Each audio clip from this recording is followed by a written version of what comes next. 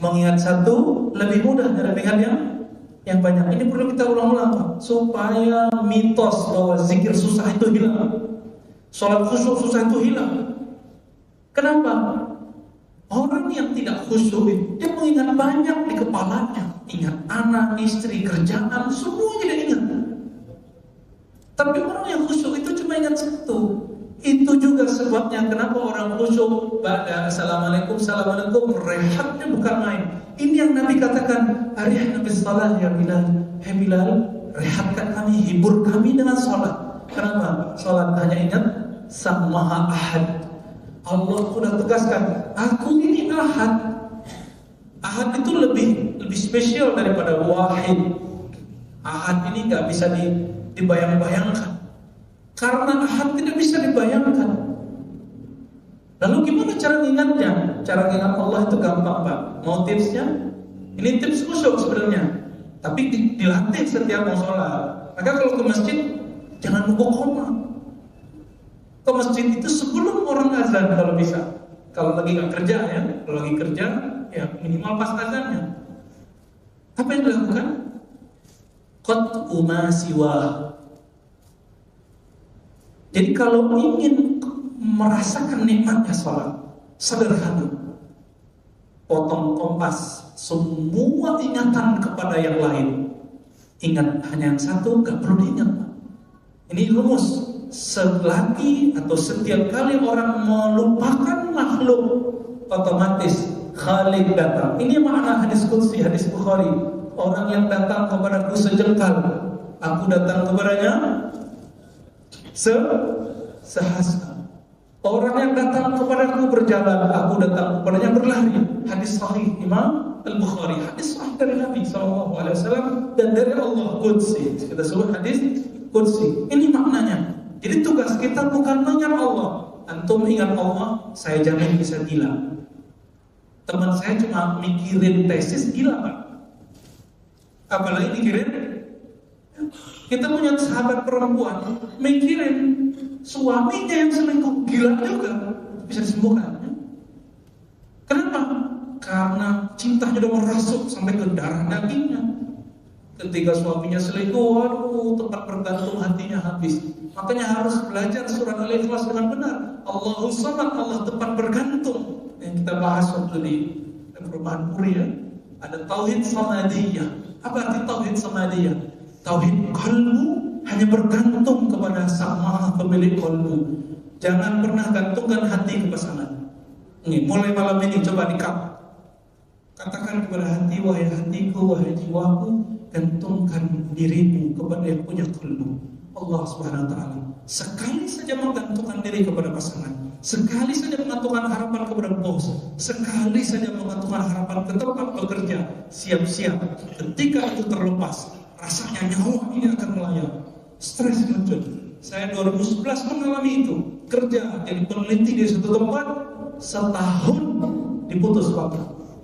Lagi enak-enak terima gaji Pak. Di situ saya lihat anak nangis. Gak pernah selama ini saya takut masalah rezeki.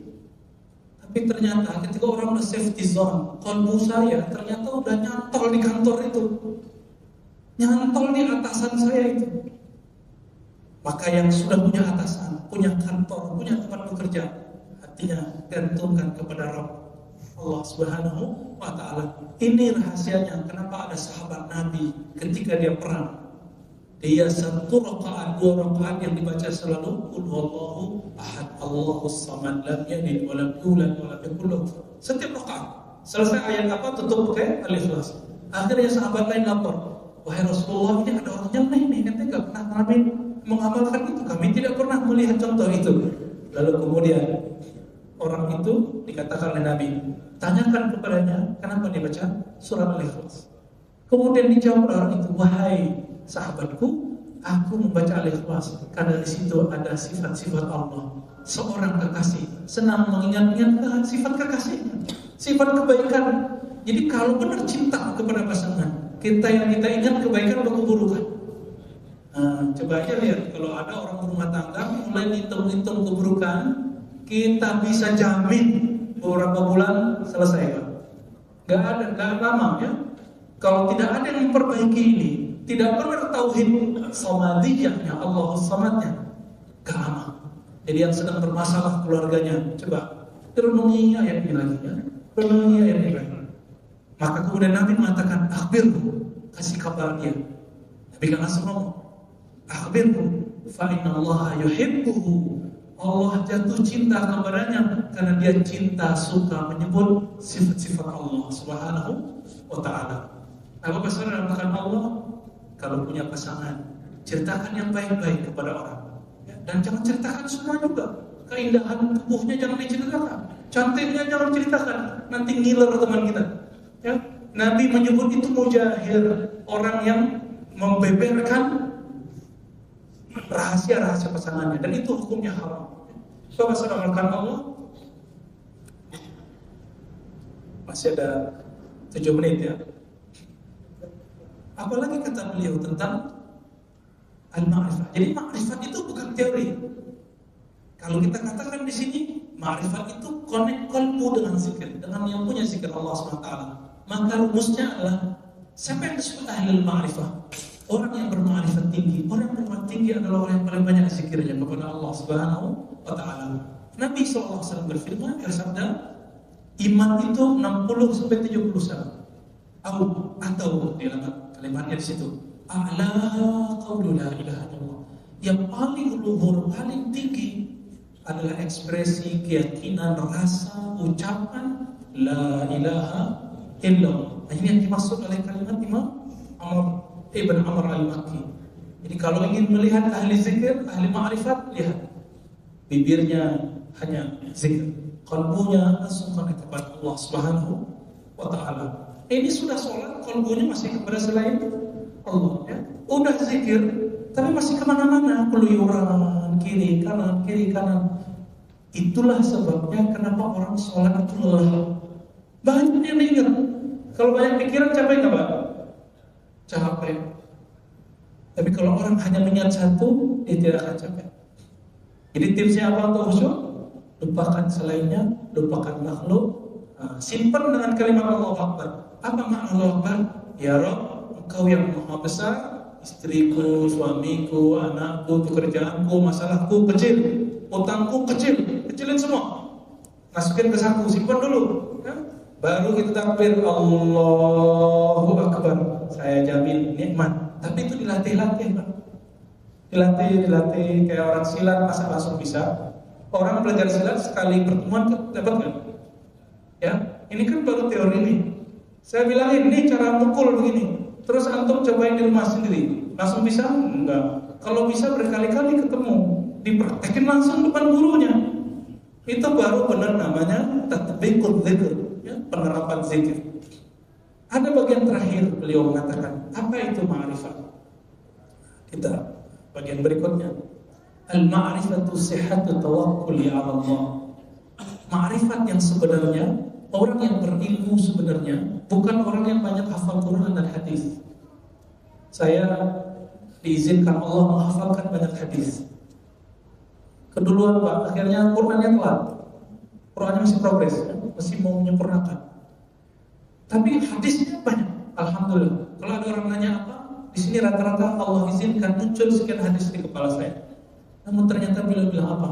Orang bermakrifat itu bukan orang yang banyak hafal hadis, hafal Al-Quran. Itu yang bunuh Ali, hafal Quran. Apa yang disebut makrifat? Sehat tawakkul Allah.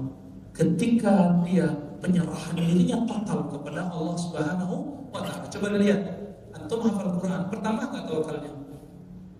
Itu sebabnya Umar, anaknya Ibnu Umar mengatakan, ta'allamna 10 ayat. Kami belajar 10 ayat. Kami resapi dulu, baru nambah 10 ayat berikut. Nah, kita kan sekarang banyak program, hafal 6 bulan, 30 juz gitu ya. Gak apa-apa ini metode ini. Namun ingat, orang yang mulia itu tidak berhenti pada hafalan. Orang yang mulia itu orang yang faham apa yang dia hafal. Jangan sampai nanti terjadi hafal Quran tapi Quran melaknat kita. Hafal Quran, hafal hadis, tapi kemudian Rasulullah tidak menerima kita sebagai umatnya. Kita tutup dengan kalimat dari beliau. mengenai cara khusyuk tadi. Apa beliau? Kullu ma tawahhamahu qalbuk, semua yang terbayang terpikirkan dalam pikiran hatimu, ausana fi majali fikratik, atau melintas-lintas dalam angan-angan fikrahmu, atau khatara fi ma'arati qalbika min husnin wa bahain aw unsin, sampai dan akhir kalimat terbayang mengenai Allah. Allah cahaya, Allah dekat, Allah di langit, Allah di mana, Allah di sini, Allah di situ. Apapun yang terbayang, apa kata beliau? Fallahu ta'ala hidun andari, Allah maha suci, maha jauh dari apa yang kamu pikirkan. Jangankan itu membasarkan Allah, apakah mata kita yang bagus ini sanggup menantang matahari? Ada yang sanggup? Gak sanggup, apalagi silatnya nur Allah Subhanahu wa ta'ala. Ketika Allah menyebut dirinya Allahu nurus samawati wal ardh, akulah nur penerang langit dan bumi. Saking terangnya setiap hari, orang tidak merasa bahwa energi dari matahari itu mahalnya bukan main. Ini listrik di rumah antum itu berapa sebulan? Ada yang 500.000, ada yang 1 juta, ada yang 2 juta. Kenalan saya 5 juta sebulan.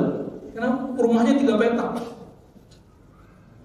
Ada studionya di dalam, macam-macam. Kita mikir-mikir, ya untung sekali sebulan dibuat kajian kitab Al-Hikam Al-Ata'iyah, ya.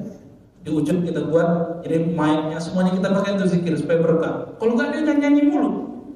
Alhamdulillah, dia mau mencahayai rumahnya dengan nur-nur zikir, nur-nur kitab-kitab dari ulama salafus saleh. Bapak sarankan Allah, maka apapun terbayang tentang Allah, katakan dalam kalbu, ini bukan Allah, ini bukan Allah. Allah lebih tahu siapa dia, bagaimana dia. Semoga selangkah lagi kita bisa